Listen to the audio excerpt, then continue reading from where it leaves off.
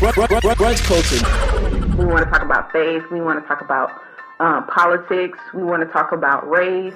We want to talk about pop culture. Literally, everything is up for discussion, and that's what brunch culture is about. It's about a thing. Feel real good with your hands in the air and lick 2 shots in the air. Brunch culture.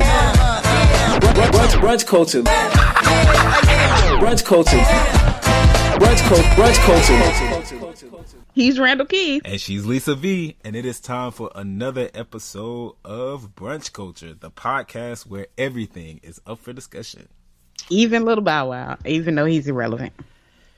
Even Little Bow Wow. Well, you know what? The man said don't call him Little Bow Wow, right? Isn't he supposed to be Shad Moss? Oh, yeah, that's it. I was going to say, but wait, before he got to Shad Moss, wasn't it like he was just Bow Wow? Gotcha. Yeah. Okay. And now he has right. transitioned to Shad Moss because he's an adult now. He's an adult, right? Yes. And I still don't consider him one. It's really weird because you told me that he's 30 and I just, yeah. He's our same age. It's really sad, right? Because I don't view him as like a peer, and it's really rough. And every time I think of him, I know he's not like the little kid, like the little 10-year-old no more, but I just always view him as like, oh, no, that's Bow Wow, like, oh. And then he's really trying to break that, like with the gangster rap and stuff, you know. Wait, he does gangster rap? He was trying to at one point do kind of like hardcore. Oh, I didn't even know he still rapped. I thought that was like, yeah. He said this. Isn't he an actor? Yeah, but he's about to produce an album. He has his own spinoff from the original Growing Up Hip Hop with Angela Simmons and Romeo. He has the Growing Up Hip Hop Atlanta, so he has a spinoff that is about to start in a few weeks. And you know, he's talking about this. He's gonna release another album and then retire at 30. So from music. Wait, he's gonna do what now? Release an album and then retire. Don't you have to like retirement comes with a degree of, you know, work, and like you can't really retire from something that we didn't work in them Scream tours. Now you give him that. I can give him the Scream tours, but what age were we? Like, it would make sense if he like retired maybe at 18, because it's like you're graduating from, you know, the era, the period of time where we knew you and your music was relevant. I don't know that you can retire now when the past 10 years, like, do we know of anything that he's done? Yeah. Now that CD Face Off with him and Omarion, I was just listening to the song Girlfriend today driving, and that song kind of go hard. Wait, when did that come out? The last song I remember from Bow Wow is like, the song with Sierra. Like you. Yeah. But he had Shorty Like Mine with Chris Brown. What's that? That's How We Kick It. That's my jam. I listened to that today. I was listening to, in honor of the Bow Wow Challenge, I put in the Bow Wow songs that I actually liked and played them on my way home. I don't even remember this stuff. What year did this come out in, like 2000 or? I feel like it was like our first year of college. Whoa, he has music from college? That's like 2006. That's like 10 years ago. Yeah. You don't remember him and Omarion had that collaboration album, Face Off? It sounds familiar, but I can't say that I paid attention to it. And I didn't like Omarion. You remember I liked J Boog from B2K. You know, I never really thought that. I think the music they create was just not for me. I think that I've always viewed their music as kind of being like it was made for girls. Yeah, it was made for girls. Like, they were just like, because the whole appeal was more so about their look and their image. I don't really think it was for. I thought like even though he was our age, I felt like he was always a kid to me. Like, even when I was in high school, I just felt like he was for middle schoolers. Like, as far as dating wise. I remember.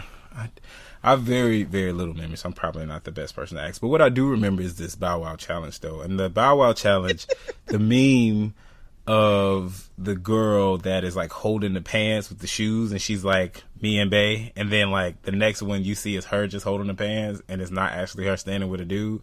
That one to me is the best. That's how I found out. I saw that on Instagram, and that's how I found out what the Bow Wow challenge was. Yeah, because it all started with him lying about him getting on the private jet. And he was like, I'm going to get on it. Did he really copy the picture, though, from the website? Yeah, that's what Charlamagne said. He said that's the stock photo from the website. And then somebody saw that and was on a flight with him to New York and was like, Bow Wow, you're lying. And put it on like Snapchat or Insta story. In my heart of hearts, that's not something that you would do. That's why I can't believe this dude is like 30 years old. Like, you can't do that at 30. And then we just can't do this at 30. Like, at 30 years old, you gotta understand that, you know, the internet is real, social media is real. Like, somebody gonna call you out, bruh. Like, but it's not too far-fetched. You know, people lie on social media all the time. But, like, you lying with the stock photo. Like, you could have got your homeboy photo. You could have hit up Jermaine Dupri and was like, yo, let me get one of them pictures from, you know, when he was on the private jet. He should have had photos of him on a private jet. Now, how many times has Bow Wow written on a private jet? Like, he's not new to this. Like, he's had money. So I don't even know. He could have had an old photo and used it. Yeah, I just don't understand why. And what's the purpose? Like, is anybody really looking for him to lie? I keep seeing that video of him when he's like saying that the people don't know. It's like a bunch of people walking behind him and he's like, they don't know it's me. And yeah, it was kids. Yeah, people was clowning, but I was like, I don't really know, like, why you would ever think that somebody would be after you like that. Like, there are real celebrities out here. Oh gosh, that was wrong. They're like, but I think he's stuck. Like Charlamagne, when he gave him Donkey of the Day, he was saying that he feels like he's stuck in the Scream tour like world. Yeah, and he has to be. That's happening. Like, back in the day, girls would chase him down the street, but these kids don't know who you are. Like, they'll be like, Bow Wow, who is that? Like, you know what I'm saying? They probably don't even know, like, Soulja Boy. Yeah, you know, and I think they would only have known Bow Wow from what's that show called? 106 in Park, when he was on 106 in Park. Now, I think he probably would have had a good fan base then because, you know, that was a show that catered to like the teen tween crowd. So they would have made that's when we knew he was gonna fall off. But, you know, today is just kind of like, I don't really know why would you actually think this, bruh? Like, I don't know. We got to think of a Bow Wow challenge, though, for brunch culture. We got to put together, like, something for us to do in honor of Bow Wow being 30 years old. Because he's a peer. And I had no idea. I almost, you know what? That'd be so rude. But never mind. I'm going to keep that to myself and keep that off the record. Off the record. All right. Well. Speaking of something that should have been off the record or should have never happened, Betsy DeVoe speaking at Bethune-Cookman University. And HBCUs, nobody in their right mind would have Betsy DeVoe speak at an HBCU commencement ceremony. I just think that was, it's like unbelievable. Yeah, I don't really understand the angle. And apparently my friend actually just told me today that apparently they released a statement explaining why. And they kind of likened it to something that Mary McLeod Bethune did. I haven't read the statement, so I don't know. But I do know that to me, it seemed like they wanted to do something for attention so they can get that national stage attention, so that people can talk about the school. Maybe people can look into school. Potentially, they can get some of her family or friends to become donors to the school because they did that. It just seemed like to invite her to an HBCU graduation when her resume and her accolades is really about, you know, coming from a place of privilege, having money, coming from money and being able to be, you know, a philanthropist and give money to people. But it's like, you don't really represent a person that, you think about a commencement speech, right?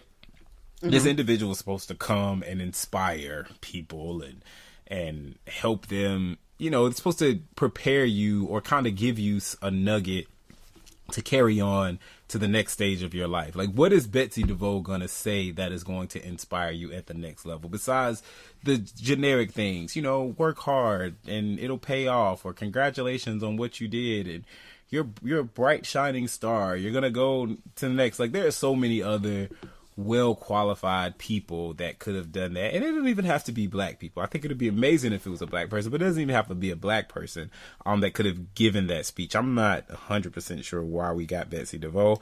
I do have to say, though, I feel bad for her. Like, because she got booed the whole time by parents. They actually turned their backs. Some of the students stood up and turned their backs, like from start to finish. So I thought, before I watched the video clip, I actually thought that she got booed after something she said. Right? I didn't know it was from she's thinking like she's saying thank you to the president and the board of directors. And then the booing starts. It's like, and it continued. And then, did you see where the president, I'm assuming it was the president, comes and he says, like, you know, if this type of behavior continues on, your degrees will be mailed to you. You make your choice. And people kept going, like, forget this. I don't really care. Like, I was like, I thought they mail them anyway. Yeah, your actual degrees. I know. I didn't really understand. I think mine up in. I really didn't understand. And maybe protocol for the school is a little different, but I was kind of like, well, because everybody at graduation don't actually finish, because grades ain't always in by the time graduation. So I know plenty of people that walked that didn't get their degree because, grades aren't in. Level, yeah. I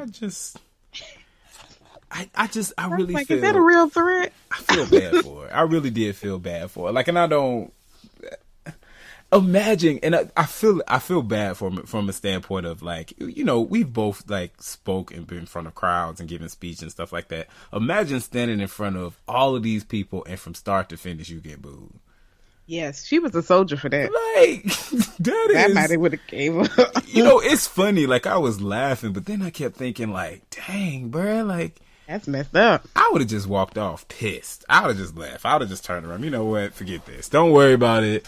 Like, I honestly wouldn't have even taken it. Like, you had to know, though. Real talk. And that's what a friend of mine mentioned. Like, she had to know this was going to happen. She not stupid. Like, you really couldn't have thought that you were actually going to go to this HBCU college graduation and everybody was going to welcome you with open arms. With the ignorant stuff that you've said about HBCUs in general, they're the first example of school choice. Like, come on now. And I think in a statement she had that Angela Rye posted, she said HCBU. Right. So you don't even know what they're called. And you are coming to inspire their students to reach higher and achieve greatness. Like, yeah. How, Sway? How, Sway? How, Sway? How are you going to even do this? But speaking of craziness that goes on with what's happening in our country, they fired the FBI director. Well, Donald Trump. Yeah, I was going to say. I still have a problem putting the other word in front of his name. So I say 45 or Donald Trump. Because I just still can't wrap my mind with putting his name and president in the same sentence. Still struggling with that. But I know you say, don't you say it? Cause I do, yeah. They didn't say President Obama. So, I do. And I try to be very diplomatic, and I just think that, because I went so hard on people that would not say President Barack Obama, because I went down, I'm like, it's only fair to say the same thing. Yeah. I get it. You're being fair. You're being fair. I'm gonna have to be hypocritical on this one. Yeah. I'm still struggling. Maybe by half the year I'll be able to say President Trump. I just said it for the first time. But yeah, he fired James Comey. Yeah, James Comey, FBI director. FBI director. And the jacked up thing about it to me was he found out on the news. Like, I was like, that's so jacked up. Like, you can't invite this man in your office and say you're fired. But they were saying that he doesn't like confrontation, which is, to me, another indicator that maybe he shouldn't be the president of the United States. Maybe just a small indicator that you aren't really cut out for the job. Bro. Like, but I was just like, that's so rude. Like, who does that? And yeah, it's just, to me, it gets more and more bizarre. I just feel like at some point he's going to be impeached, hopefully, because this is just getting crazy. it's just a waiting process. That's really what everybody is kind of holding on to, is it being a waiting process. Did you hear though that to avoid questions about James Comey's firing, that Sean Spicer hid in the bushes? Yes. I cannot wait for Melissa McCartney to act this out this Saturday, because I know she's gonna do it, and it's gonna be great. I read the headline, then I read a couple articles, and I just kept laughing, and that's the one thing that I kept thinking about. Please, SNL, get a sketch for this. Please, please, please. Like, I feel like they have to. Like, it has to be on this week. Because that was... I saw the, the Homer Simpson meme where he's like... Where he go in the bushes? Yeah. That's what they compared it to. So I'm like, come on, SNL. Like, I'm waiting for this to come out. Spicy. I love what she called. Spicy was hiding in the bushes to avoid addressing. Like, it just... They don't even have to give SNL. Like, SNL doesn't even have to try hard to find information. Don't have to try at all. Like, I mean, I'm sure their writers are just kind of like, yo, we can't even... I don't even have to think. I don't even have to try to be funny. Literally, we can just reenact these things, and it becomes funny on its own. Like, I don't even have to come up with, like, serious one-liners. It's just all... The universe is set up so that we can... All I have to do is just recreate and reenact what the news stories are saying, and it just becomes funny. I ain't even got to do much. It's really sad. I'm looking at the GIF now. Yeah. It's a GIF. Here's the thing. So I was, for the past like 5 days, I've been around like a group of friends, and we kept going back and forth. And I know that the proper way to say it, quote unquote, is GIF. But to me, it doesn't feel right. GIF feels better when I'm talking about it. I think it's so easy to get caught up with GIF and gift. Because I almost always add a T when I do it. Yeah, so I always say GIF, and I realize that nobody says it that way, and everybody's like, oh, that's so wrong, but I'm still going to call it Choosy moms choose GIF. When you said that, you remember that commercial about peanut butter? I have no idea what that is. The peanut butter, GIF peanut butter? It used to be a commercial when we were kids. Oh, I don't like peanut butter. Okay, well. Okay. Right over my head. I'm sorry. Yeah, so it's GIF. Okay. But I say GIF. So we're going to go with that. All right. Do we got anything else for Mimosas and OJ? President Obama getting paid. And I'm not mad at him. Not mad at him at all. I want him to donate this money, though, to us. You know for what? our student loans. I feel like Nicki Minaj has set the trend on what to do with money. She didn't give enough. Obviously, her rebuttal to Sheether didn't granted her enough money to really surpass 30,000. But I feel like if we could get some celebrities with some long money to pay into this student loan pool we're trying to create to pay back Black, and I feel like President Obama can help with this. I don't want him to, honestly. I think that President Obama should get his money, should take care of his family in the same way that every other president has. I was just blown away that people are having a conversation about how much he's getting paid in general. Like, he is definitely a popular president. He definitely has a celebrity because of him being the first Black president and the first family, and their book deal. I think they got something, was it like $60 million to do a book deal or something like that, which is like one of the higher end book deals. I say get your money. And, you know, there was people were saying like, oh, he's doing these speeches paying $400,000, and he's doing these speeches about, you know, getting people active in public service and things like that, and he's profiting off of. But it's like, we have a president in office now that is profiting while in the position. Like, I just, you know, get your money, President Obama, and I ain't got a problem with it. And how much is he supposed to charge? You know, prices is a way of weeding out people. It's too, like, it's weeding out because there's such a high demand. Right. Like, you know what I'm saying? So if everybody wants you to speak, you have to set the bar based on the demand because there's so much demand. Am I making sense? No, it's economics. Yeah. So I just feel like, what else is he supposed to charge? I feel like that makes most sense. He's not gonna out here have a speaking fee that's $10,000.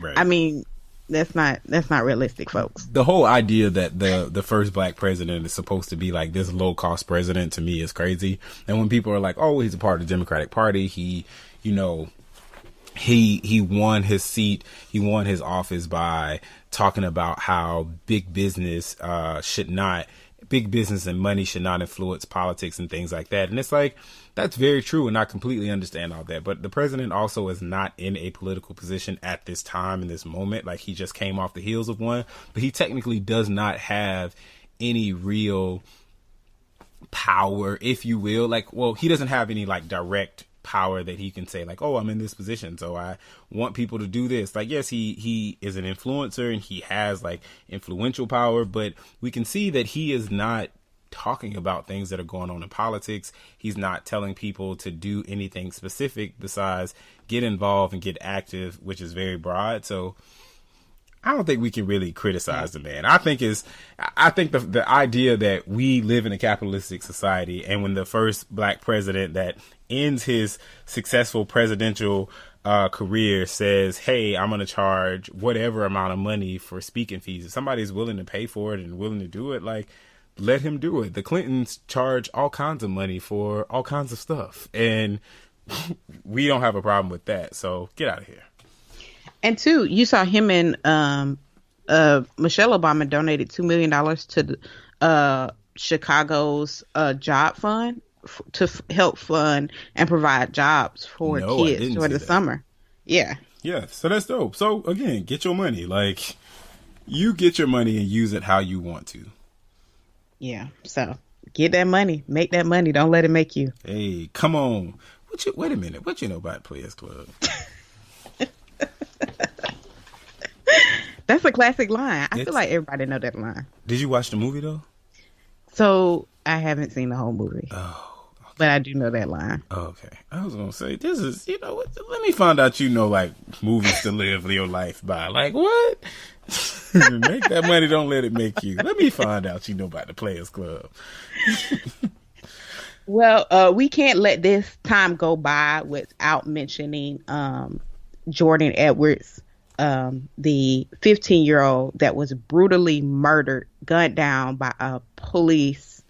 He was an unarmed teen in a car with his brothers and cousins. And just this story, it weighed on me. Yeah. Like, it's just, and then the cop lied and said, I'm so thankful for the body cams because they caught the fact that the car was not going towards the cop, as he said, because it was moving threatening towards him, whatever that means. And it was going away from him. And I'm just like, dude, if we hadn't had that camera, you know what I'm saying? Right. What story we have witnesses, but the way they've been able to spin that, you know, in the past has been devastating for us. Yeah, I think the story, it's extremely sad. One thing that that's coming out of it, and hopefully people wake up and see, is how, just like anybody else, a police officer can lie, can bend the truth, can withhold information. And so, you know, in his write-up, he blatantly lied, saying this car was coming violently at me. And that really means nothing. Like, you know, driving down the road, like, how do you know that this car is coming violently at you? Like, whatever does that mean? But you see that he lied, and we can see and make connections to other situations and say, like, oh, for people that are non-believers, for people that have such a problem with understanding what we've been saying for years and years and years, here's clear evidence that somebody has lied, bent the truth, and there's a kid that has been dead and that has died and has been killed, and this kid is, you know, for whatever much that it matters, is a well-to-do kid that comes from, you know, this perfect background, or this ideal background, that has good grades, that is involved, and that's doing the same things that like every kid does. And I think that point is so interesting. I mean, was so necessary to mention, because one of the things that we see happen time and time again, we actually saw it with a guy that was pulled off the Southwest Airlines airplane, was literally when something bad happens to someone, but we try to justify it by like either justify the police actions or like a big company's actions, you start to hear these horror stories about the person and the bad things that they did. when it was Jordan Davis, you start hearing that, oh, he cursed the guy out. He said F the guy. Or when it was Trayvon Martin, he called this person a cracker and he was aggressive back towards him. So it's like we hear all of these things about the victim and the reason as a justification for why they're killed. And in this situation, anything that you try to pull up or you try to go back to dig into this child's history, you get everything that's ideal, everything that you expect a child to be, making good grades, being involved in sports or being socially active and things like that. This kid did it and they still lost their lives. So you know what I'm saying? So it's kind of like, I feel like this story, and it's so unfortunate that it had to, but my hope is that people that, that don't understand this or refuse to believe it, at this point, you're kind of cornered into having to. But I say that, and as I'm talking, I'm thinking like, but that probably doesn't mean anything, because people always find something. And people that don't want to believe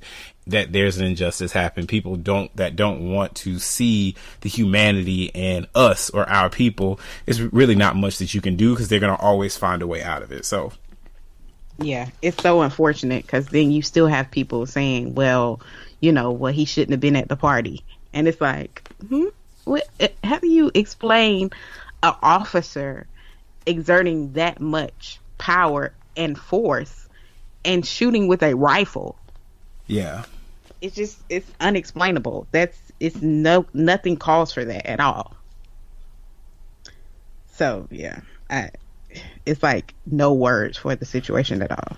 Yeah. Well, our hearts, our minds, and our prayers goes out to the Edwards family. And honestly, as we've said before, this is the reason that social media is important. This is a good part of social media, talking about these things, making light of these things, bringing these stories out and talking about these stories. Like, this is the reason that it's important. We, for a while, didn't see it on major news. I haven't been watching major news, so I don't know if it actually made a story, but I know that I found out about it through social media, and I started hearing people also talk about it through social media, and it wasn't through mainstream media. So we can't rely on mainstream media to do it. We have to have things like podcasts and blog posts and things like that are really getting the story, getting the information, and put it out there to represent ourselves. So, yes. Yeah.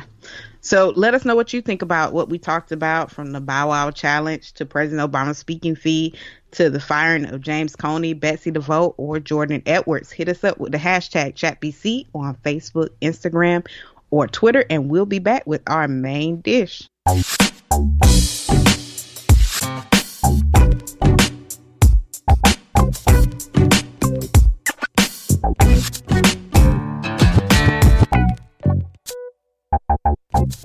All right, it is time for our main dish. This week, for the main dish, we are discussing situationships. Situations will arise. Hey. Every time I thought about it, I think about that title. I think about that part of the song. But anyway, so situationships. What song was that? That was Usher's You Don't Have to Call. Okay, you don't have to call. Bow Wow was in that. I mean, not Bow Wow. Puff Daddy. Whoa, I was gonna say Bow Wow was in that. I don't really know this guy's career at all. Wow. No, it was Puff Daddy, because he called them and was like, "Get up, man." I remember that. Okay. That was like 11th or 12th grade. Gotcha. That was his best confessions, man. I was like, wait, I don't know this guy's career. I had no idea he was in this. Anyway, so yeah, situationships. So this topic, this idea it's really interesting, because I've talked to a few different people. We've had conversations about this, and this is why I wanted to talk about it on the show. So a situationship, I'll define a situationship as you're not in an official relationship with somebody, but you guys spend a lot of time together. You do things like you're in a relationship. So, if you're sick, this is the person that you go to.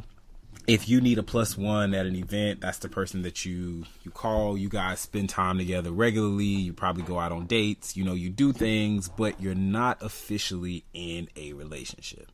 For whatever reasons. And there's multiple different reasons to get in the situationship. So in having a conversation with a homegirl of mine, she was saying that, I'm done with situationships. Situationships only work for guys. And I feel like situationships come just from, men being afraid to commit and things like that. And I kind of disagree. So I just wanted to talk about, just in general, like, what do you think about situationships, and do you see any benefit from it altogether? I feel like it depends on what stage of life you're in and what you want. So for me, situationships, especially in college, was something that I was cool with, because it allowed me to be in multiple situationships, based on, and that's like, you could date multiple people at the same time, and it's not too serious. You know what I'm saying? So I think it has a benefit based on what stage of life you're in. So now, me being at 30, I'm more so dating for, looking for marriage at some point. I don't think that's the best thing for me to do as far as situationships, but I feel like the person has to evaluate what they want out of a relationship. And so, for me, I think situationships can be cool as long as the person doesn't necessarily catch feelings or want more. So I think it has to be established, because some people want situationships to be real relationships. And if the person has already stated they don't really want anything more, but they're constantly calling you that y'all hanging out, but you want something more, because the expectation is on two different, you have two different sets of expectations, you're going to be disappointed.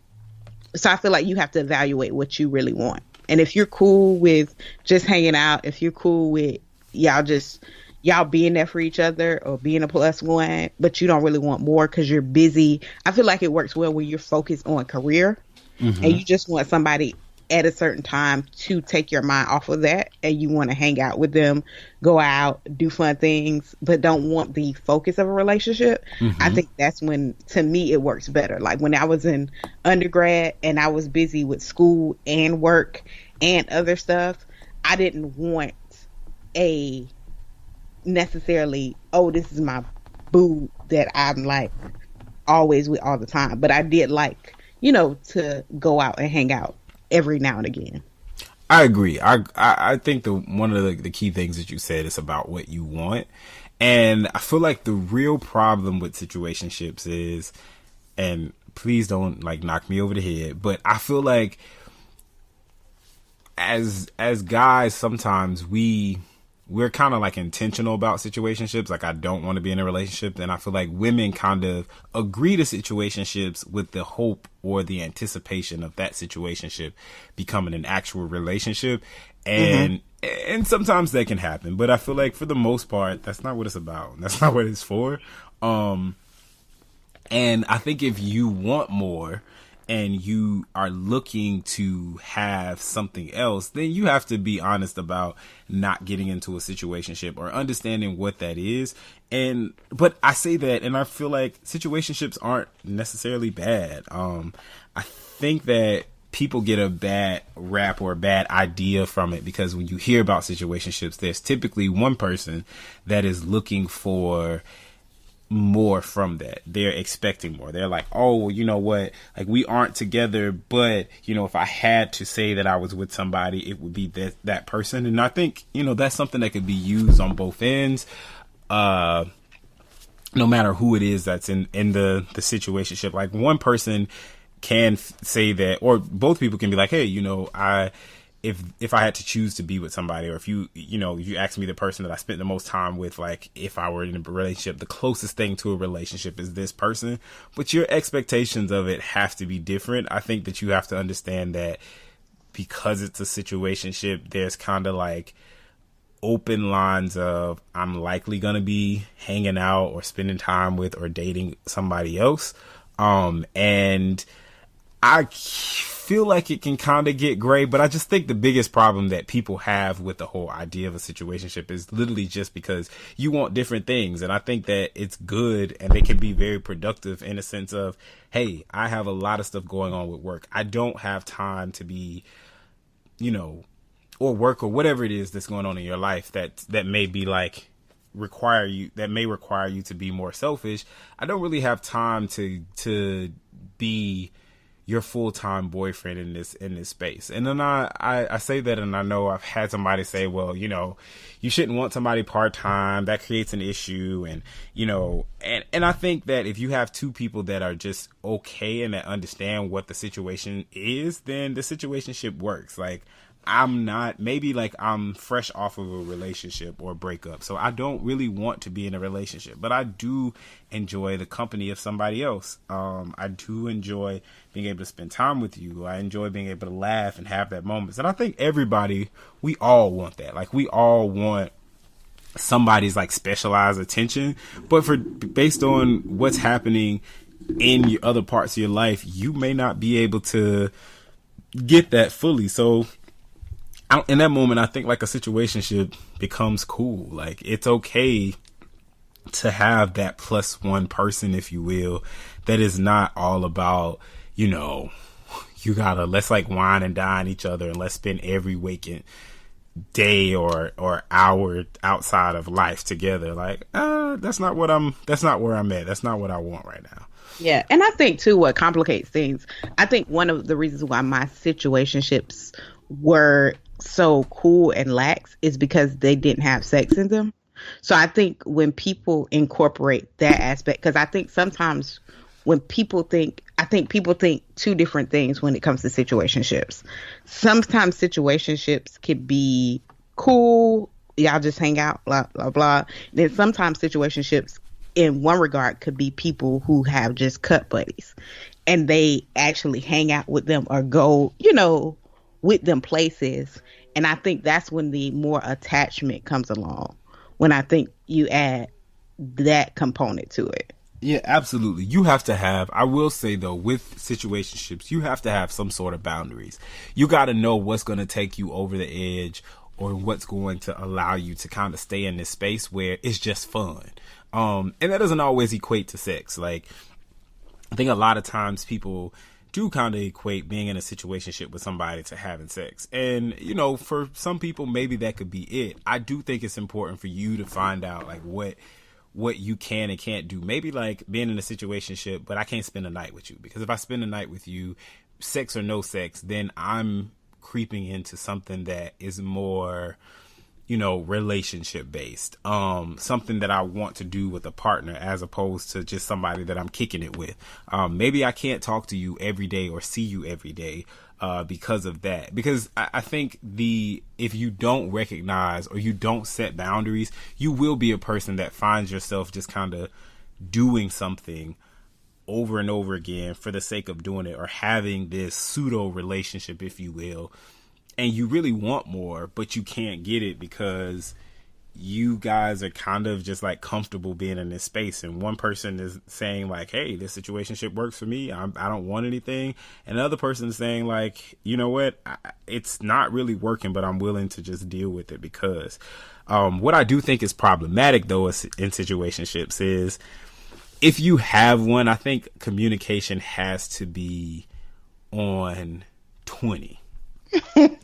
Because I do think it's wrong, and I feel like I'm going to get so much flack for this, but I do think it's wrong if you are in a situationship with somebody and then kind of out of nowhere you get serious with somebody else.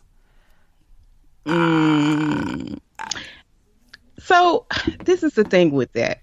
So when I was in undergrad, I was dating a guy that was at JU. It was a situationship, I guess, quote unquote. And I thought we were under the, you know, just hanging out, like, cool, you know, we go out, you hang out with me, I hang out with you. I had met his mom, but I didn't think anything, like, we hadn't established as a relationship. So one day he called me and he was like, where you going? I was like, oh, I'm about to go out on a date. And he was like, oh, I didn't know we did that. And I was just like, I was confused. And he was like really hurt by it. But I didn't think it was that big of a deal because I thought we were just having fun. Yeah. And that's what I mean. I think that if you're going to have that type of setup, then you got to communicate what's happening. Like, you got to let a person know that, hey, here's where I am, and I don't want to be in a relationship, but I'm probably going to hang out with somebody else. But you don't think that's just a given in a situationship? Like, I just feel like that it should. Always... Yeah, I think that it should be a given. But I also realize that some people don't. And again, I think it's those situations where you have a person that is just kind of agreeing to do this with hopes that it's going to be something more, and that's not the setup. And then I also think that there's some people that just kind of selfish where they want to do that themselves. So, like, you know, I want to be in a situationship because I'm okay with me being able to go out and maybe date somebody else or talk to somebody else, but I'm not okay with you doing it. And I say that now, be 100% honest and transparent. I've been that guy. Like, I'm perfectly fine with me being able to use the idea that we're in a situationship as grounds for me going to, like, go here, go on this date, or hang with this person. But the reality is, if you tell me that, like, hey, I'm going out there, I'm going to be looking real salty. Like, yo, what's happening? You can't do that with me. Like, and I think that's the immature part of myself. 'Cause it's kind of like you can't agree that something is okay and then get upset when it's done to you, or like you see that, hey, you know what? This isn't a real relationship. This isn't, you can't really get mad at something, but you are. So I think, again, you have to have those. So that leads to the question, can two people really date multiple people at once without jealousy creeping in? I don't think so. Yeah. I don't think so. I think that the level of jealousy, or, you know, being like how you respond to it, can be different. I think that's fine. But I think automatically, if you start to, even if you're in a situationship, right, and you start to kind of like somebody, and you hear that they might be kicking it with somebody else, although you're fine with that, you immediately kind of be like, well, let me find out, who is this person? Like, what they do. You know, 52 weeks deep in their Instagram. Yeah, like, I'm just trying to see, like, you know, oh, so what you do? What's your career? How you look? Oh, what you doing with your life? Oh, who is that? Oh, them your friends? Psh, I'm good. Like, I don't know. You know, even if this don't work out, even if, you know, this situationship don't work and you are the quote unquote winner, then, I mean, I'm good, because it's a loss in my book. Like, well, yeah, I think that, yeah, I think that it does cause, I don't think right now at this stage I could do a situationship, but I think in college, to me, it was fun, you know? Yeah. Well, I don't think I could do it now. I think you think? Yeah, absolutely. I just feel like,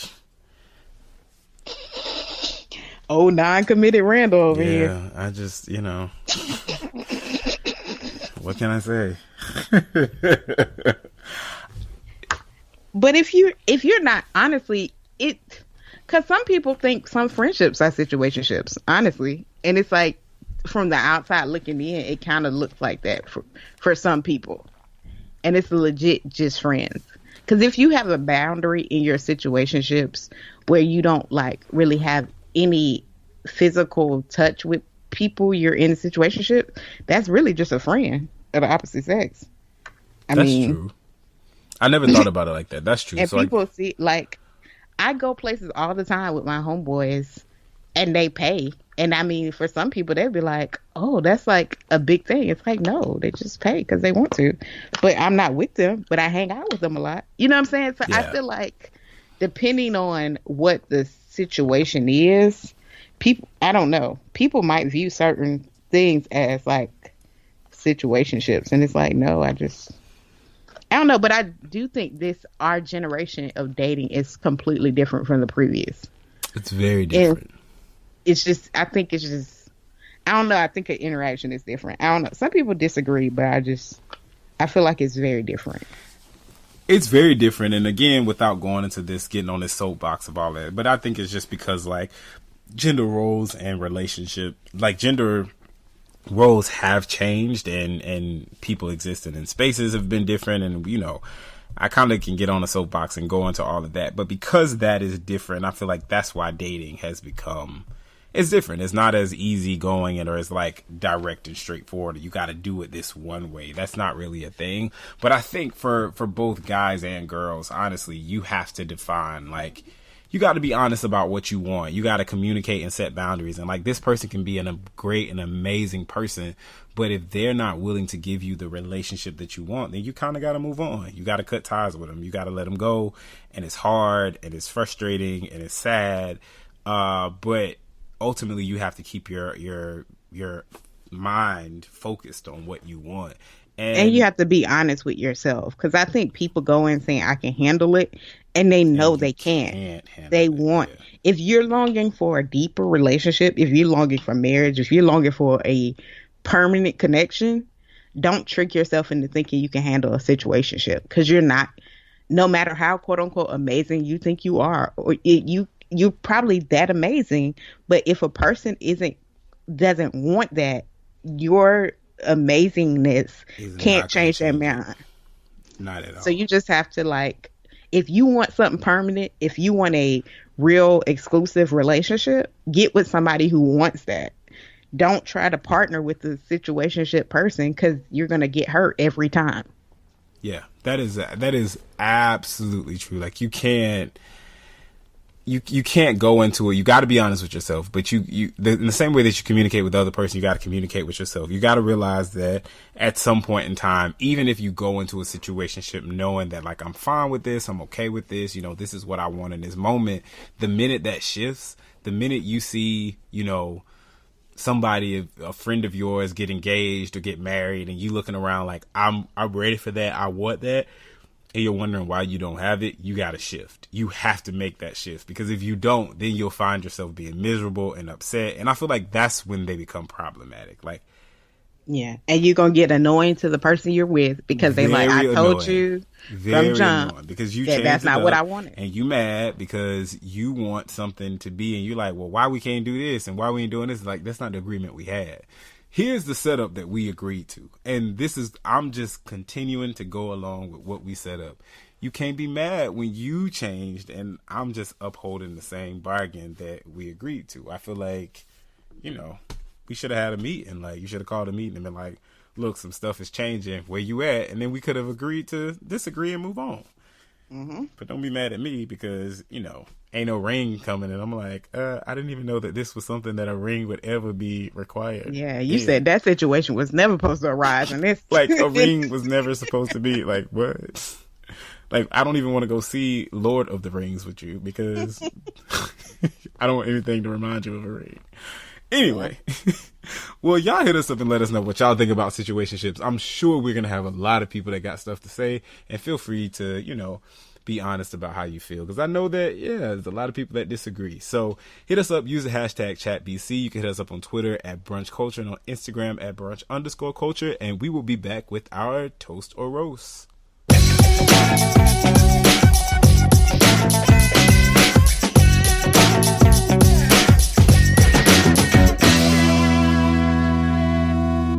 And we're back with our Toast or Roast. And today I want to toast Dear White People. I binged this thing for 2 days straight. Well, no, it wasn't 2 days straight. I think it was Sunday and then today. So it was a 2-day gap. But that was, man, I really shout out to the creator of Dear White People, because I think they just did. I saw the movie and I wasn't really that impressed with the movie, but I was so impressed with the series, because I felt like what I loved about what they did was they took everybody and gave you a backstory of that particular person in each episode. Mm-hmm. And it shows what we're always saying here. People are layered, and the reason they do stuff is because of just their personalities, the way they grew up. It's so much that influences that, and their experience shaped them. And so they react this way because of different things that happen, and there's so many layers to people. And I felt like each episode showed the layers of each individual person, so you got to see why they responded, how they responded at the party, and what caused them to take that stance. And even the people we would call Uncle Toms and sellouts, why they took that position, and seeing the backstory, I thought was amazing. And I love the way they put that together. So shout out, if you haven't seen it, I don't want to give anything away. I want you to go to Netflix and binge watch Dear White People. I can't wait to season 2. I'm so glad I think season 2 is coming out. So I'm glad. It'll probably be a whole nother year, which I'm sad about. But that's the only thing about binging on Netflix. You got to wait until the next season comes and you're depressed. But go and watch that Dear White People on Netflix. Dope. I started watching it, but I'm only on episode 4, so I still got a ways to go. But so my toast this week is for Black travel. This past weekend, or past like 5 days or so, I was actually out of the country. I went to Cuba with a group of friends, about 9 of us, and it was an amazing experience. The one thing that I love, of course, we produce a podcast, so we love to talk. We love conversations about different things. So, some deep stuff, some not so deep stuff, some funny stuff, controversial things. And the thing that I love about traveling with this group of Black educated professionals, people in their 20s, some of us are newly in our 30s. It was just, I think it was the perfect blend and balance of fun and a good time and lightheartedness, but still being able to have some deep conversations about, our own personal lives, our personal journeys, our ideas about holes and things that we can do as millennials and young professionals to engage our community and to push us forward, and talking about different oppressed groups and how we feel about those groups, and some of us agreeing with certain things or disagreeing with certain things, but being able to have those conversations in a safe space and in a space that I feel like it was productive. I just believe I love Black travel, and I've always been a person that looks at these like travel groups and travel sites and being like, oh, it's so dope, and I joined a couple of them, but I typically kind of go just travel with my friends. But in this group, I made friends. There were a few people that were here that I didn't know prior to. I just met in the planning phases of this trip, but actually made some genuine good friends and had like a lot of good conversations, and being able to connect and say, hey, my schedule is going to put me in your city on this day. Like, let's plan to do this. There's this festival that's coming on. Like, to me, it's just it's all around dope. And I think that if you're a person that is, interested in traveling, even if you're not interested in travel, I think it would do you some good to find a group of people, or find a friend, and you guys start just inviting your friends. And if you can't do international travel, do some domestic travel with a group of people and just bring those people together and see how those dynamics work. And I think you'll be pleasantly surprised at how good it is and how empowering it is. I think one of the things I left, although we were in Cuba, coming back, I felt like energetic and on fire to like work harder in my career, work harder on my podcast, like just doing things that's like, what, I've met some great people that are doing some dope stuff and have some amazing stories, and they've inspired me to work harder. So I'm toasting the Black travel. If you're a person that hasn't been on any type of group trip or doing any type of traveling, I urge you to find some people and to do it. It's amazing. It's great. And I always say this, I truly believe it. Black millennials are the ish, and we are out here doing it. So kudos to us. Yes, kudos. And we want to leave y'all with today's good vibe. Today's good vibe is from Lecrae. It says, if you're not willing to learn, no one can help you. If you're determined to learn, no one can stop you. And I'll say it again. If you're not willing to learn, no one can help you. If you're determined to learn, no one can stop you. Nice. Always be open to take critique. Always be open to evaluation, because it's only going to help you grow. And look to people to help better you. No man is an island. We can't do it alone. We need each other to be great. That's it. You know me, I completely agree with that, and I think it's It's a great quote, and we can all benefit from trying to learn and being determined to learning more about the world around us and ourselves. So you guys, thank you again for listening to another episode of Brunch Culture. As always, you can find us at our website at www.brunchculturebc.com. You can hit us up on Twitter at Brunch Culture, on Instagram at Brunch_culture. Lisa keeps our Instagram popping. We're also on Facebook.com/Brunch Culture. Make sure you guys subscribe to us and rate us on iTunes. We've been doing Brunch Culture for a little minute. We are not too far away from our 3rd year of doing Brunch Culture. It's been amazing. We got to do something to celebrate. We have to. But yeah, it's been an amazing journey. We thank you guys for listening to us. Make sure that you share the show, subscribe to us, and leave us comments. Comments. We can't stress enough the need for comments on iTunes, because that helps us get the word out and helps Apple see that, there's some independent people creating some content that are really dope. So we appreciate you guys. We look forward to hearing you. Remember, here at everything. We appreciate you guys, and we look forward to interacting with you. Remember, here at Brunch Culture, everything is up for discussion.